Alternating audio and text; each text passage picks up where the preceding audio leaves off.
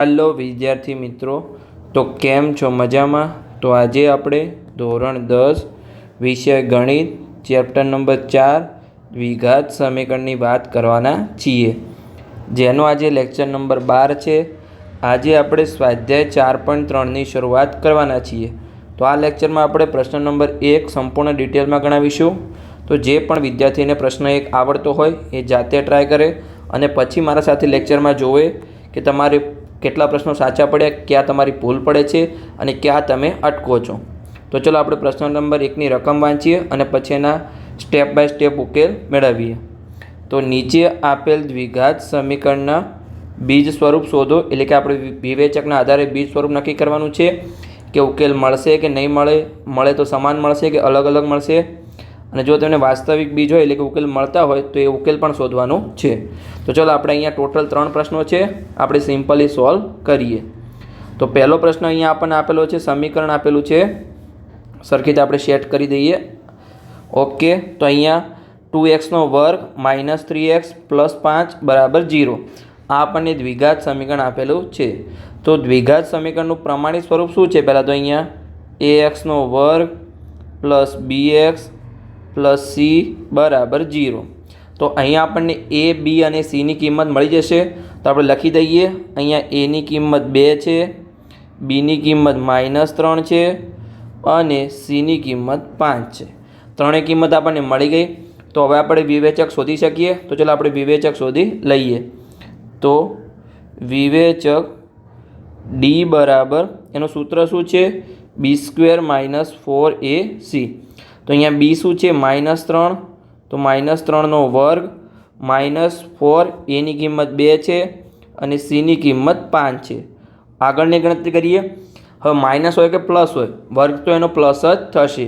તો -3² શું થશે? 9 થશે. પછી માઇનસ, અહીંયા ગુણાકાર 4 × 2 = 8 અને 8 × 5 = 40. તો હવે 9માંથી 40 જશે તો -31 આવશે અહીંયા. અને તમે એવી રીતે પણ કરી શકો છો કે મોટામાંથી નાનાને બાદ કરવાનું અને નિશાની આપણે મોટાની મૂકવાની. તો 40માંથી 9 બાદ કર્યા અને નિશાની આપણે માઇનસની, કેમ કે 40 મોટા હતા. સમજણ પડી ગઈ? અહીંયા હવે આપણને વિવેચક માઇનસ મળ્યો છે, એટલે કે 0 કરતાં નાનો છે. તેથી જે આપેલ સમીકરણ છે એના વાસ્તવિક બીજ શક્ય નથી. તો ચલો આપણે લખી દઈએ નીચે કે અહીં d < 0, તેથી આપેલ સમીકરણને વાસ્તવિક બીજ શક્ય નથી. વાસ્તવિક બીજ શક્ય નથી. તો બસ અહીંયા આપણો પ્રશ્ન પૂર્ણ થઈ ગયો. આપણને રકમમાં શું કીધું હતું કે બીજ સ્વરૂપ નક્કી કરો અને જો વાસ્તવિક બીજ હોય તો શોધો, પણ અહીંયા તો વાસ્તવિક બીજ મળશે નહીં, તો આપણે શોધવાની જરૂર નથી. આગળ હવે આપણે બીજા નંબરનો પ્રશ્ન સોલ્વ કરીએ. તો એમાં આપણને શું આપેલું છે?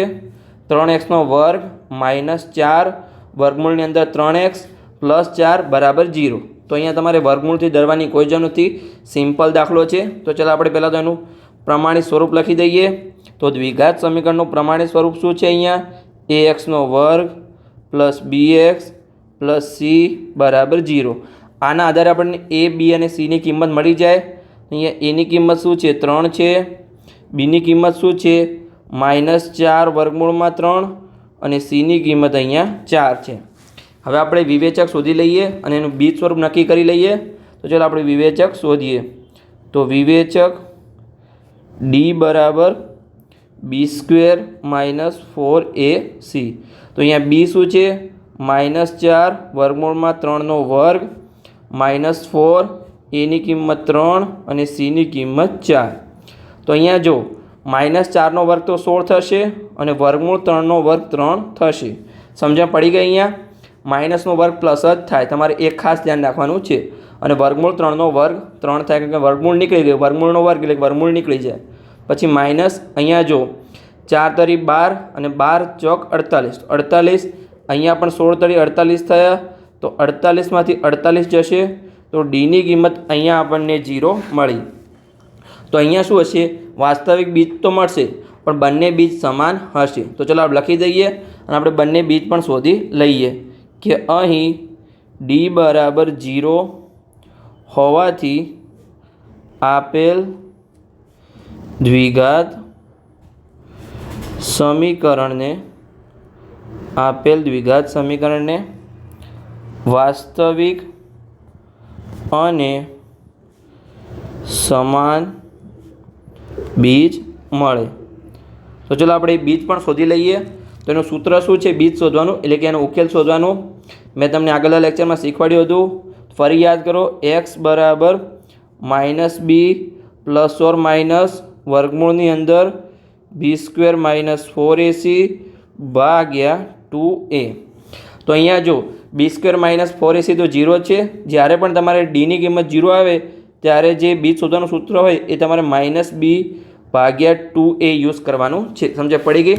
કેમ કે પાછળનું પદ b² - 4ac તો 0 છે, આપણે શોધ્યું જ છે. તો અહીંયા હવે આપણે b અને a ની કિંમત મૂકી દઈએ. તો માઇનસ બીની કિંમત શું છે અહીંયા જો આપણે આગળ લખી જ છે, -4 અને વર્ગમૂળમાં 3. તો ફરીથી -4 અને વર્ગમૂળમાં 3, પછી નીચે 2 અને એની કિંમત કેટલી છે અહીંયા જો આપણે લખી જ હતી 3 છે. તો લખી દઈએ એની કિંમત અહીંયા 3. તો માઇનસ માઇનસ પ્લસ થશે, 4 વર્ગમૂળમાં 3 નીચે 2 ગુણ્યા 3. તો જો તમે ડાયરેક્ટ અહીંયા પહેલાં તો આપણે 2 ઉડાડી દઈએ તો ઉપર 2 આવશે. તો આપણને શું મળ્યું? 2 વર્ગમૂળમાં 3 અને ભાગ્યા 3. આ તમારો જવાબ સાચો છે. જો તમે આટલા સુધી લખો તો પણ તમારું સાચું, પણ તમારા બુકમાં પાછળ વર્ગમૂળમાં જવાબ આપેલો છે. તો આપણે અહીંયા વર્ગમૂળ ઉડાડી દઈએ. તો ચલો આપણે આગળનું સ્ટેપ લઈએ એક, કે અહીંયા 2 ગુણ્યા વર્ગમૂળમાં 3 અને નીચે જે 3 છે એના અવયવ પડશે વર્ગમૂળ 3 ગુણ્યા વર્ગમૂળ 3. સમજણ પડી ગઈ? તો એક વર્ગમૂળ 3 ઉપર નીચે ઉડી જશે. આપણો ફાઇનલ જવાબ મળ્યો 2 ભાગ્યા વર્ગમૂળમાં 3. આ બંને જવાબ તમારા સાચા છે. તમે આટલા સુધી પણ કરશો તો પણ તમને પૂરા માર્ક્સ મળશે, અને તમે આ સ્ટેપ કરશો તો પણ તમને પૂરા માર્ક્સ મળશે. પણ તમે જો આ સ્ટેપ કરશો તો તમારી ઇમ્પ્રેશન સારી પડશે અને સરને લાગશે કે હોશિયાર વિદ્યાર્થી છે. તો ચલો આપણે આગળનું સ્ટેપ કરીએ. હવે આ આપણને મળી ગયો ઉકેલ. તો આપણે લખી શકીએ કે જે આપણને સમાન બીજ મળે એ 2 ભાગ્યા વર્ગમૂળમાં 3 છે. તો ચલો લખી દઈએ કે તેથી આપેલ સમીકરણના 2 સમાન બીજ એ 2 ભાગ્યા વર્ગમૂળમાં 3 અને 2 ભાગ્યા વર્ગમૂળમાં 3 છે. સમજણ પડી ગઈ? આ પણ આપણો પ્રશ્ન પૂર્ણ થઈ ગયો. હવે આપણે આગળનો પ્રશ્ન સોલ્વ કરીએ. પ્રશ્ન નંબર 3. એમાં આપણને શું આપેલું છે? 2x² - 6x + 3 = 0. તો પહેલાં આપણે પ્રમાણિત સ્વરૂપ લખી દઈએ. તો પ્રમાણિત સ્વરૂપ શું બનશે અહીંયા? ax² + bx + c = 0. તો એની કિંમત એના આધારે આપણને 2 મળી, બીની કિંમત અહીંયા -6 મળી અને સીની કિંમત આપણને 3 મળી. સમજણ પડી ગયા આટલા સુધી? તો આગળનું સ્ટેપ લઈએ. હવે આપણે વિવેચક શોધી લઈએ. તો ચાલો આપણે વિવેચક શોધીએ. તો વિવેચક d બરાબર એનું સૂત્ર તમે યાદ કરો, b² - 4ac. તો બીની કિંમત શું છે? -6² પછી 4, એની કિંમત 2 અને સીની કિંમત 3. સમજણ પડી ગયા આટલા સુધી? તો હવે -6² શું થશે? +36 થશે. આગળ મેં તમને શીખવાડ્યું છે. પછી -4 × 2 8 અને 8 તરી 24. તો 36માંથી 24 જશે તો +12 મળશે. હવે ડીની કિંમત 0 કરતાં મોટી મળી, તો અહીંયા આપણને વાસ્તવિક બીજ મળશે અને ભિન્ન બીજ મળશે. તો ચલો આપણે લખી દઈએ કે અહીં d ઇઝ ગ્રેટર દેન 0, એટલે કે 0 કરતાં મોટા હોવાથી આપેલ દ્વિઘાત સમીકરણને વાસ્તવિક અને ભિન્ન બીજ મળશે. સમજણ પડી ગયા આટલા સુધી? તો ચલો આપણે વાસ્તવિક અને ભિન્ન બીજ શોધી લઈએ. એટલે કે વાસ્તવિક બીજ તો મળશે પણ બંને અલગ અલગ બીજ મળશે, એ આપણે શોધી લઈએ. તેનું સૂત્ર શું છે? x બરાબર -b પ્લસ ઓર માઇનસ વર્ગમૂળની અંદર b² - 4ac અને ભાગાકારમાં 2a. તો આપણે દરેકની કિંમત મૂકી દઈએ. તો જો બીની કિંમત શું છે? -6 છે. તો માઇનસ અને બીની કિંમત -6 plus or minus B square minus 4ac આપણને કિંમત શું મળી? અહીંયા જો 12 મળી આપણે શોધી જ છે ડી વિવેચક, તો આપણે લખી દઈએ વર્ગમૂળની અંદર 12 ભાગાકારમાં 2 અને એની કિંમત કેટલી છે? અહીંયા એની કિંમત 2 છે, તો નીચે અહીંયા ગુણાકારમાં 2. સમજણ પડી ગઈ? હવે માઇનસ માઇનસ પ્લસ થશે તો +6 +4 માઇનસ. હવે વર્ગમૂળની અંદર જુઓ અહીંયા 12 છે તો 12ના આપણે અવયવ લઈએ 2 × 2 × 3. આ તરીકે આપણે અવયવ નીચે 2 × 2 રાખીએ.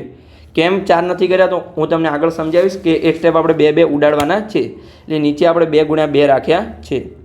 તો ઉપર 6 +4 માઇનસ. હવે જો વર્ગમૂળમાં 2 × 2 છે તો 12 લઈ જઈએ તો એક જ 2 નીકળશે અને વર્ગમૂળની અંદર 3 રહેશે. સમજણ પડી ગઈ? જો અહીંયા અંદર આપણે 2નો વર્ગ લખી શકીએ. વર્ગમૂળની અંદર જો આપણે આવી રીતે લખી શકીએ વર્ગમૂળની અંદર 2નો વર્ગ હતો, તો વર્ગ અને વર્ગમૂળ નીકળી ગયું, તો આ 2 બહાર આવી ગયા.